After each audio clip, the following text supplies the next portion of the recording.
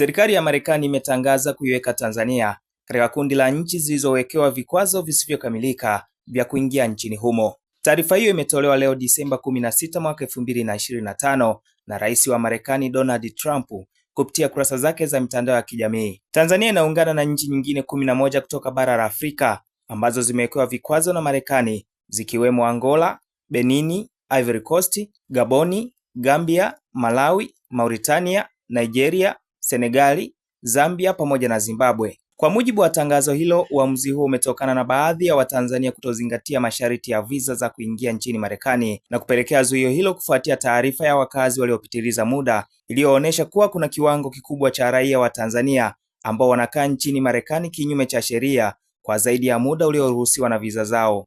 Taarifa hiyo ilionyesha kuwa Tanzania imekuwa na kiwango kikubwa cha ukaaji wa zaidi ya muda kwa 8.3% kwa visa za biashara na utalii na 13.97% kwa visa za wanafunzi, mafunzo ya ufundi na programu za kubadilishana, yani exchange programs. Viwango hivyo vinatathminiwa kuwa vinazidi hali ya kawaida inayokubalika chini ya sera za uhamiaji za Marekani na hivyo kupelekea Tanzania kujumuishwa katika kundi la vizuizi hivyo vya visa. Serikali ya Jamhuri ya Muungano wa Tanzania imesema itaendelea kujadiliana na serikali ya Marekani kupitia njia za kidiplomasia kati ya Wizara ya Mambo ya Nje ya Tanzania pamoja na Wizara ya Nje ya Marekani ili kulitafutia ufumbuzi swala hilo.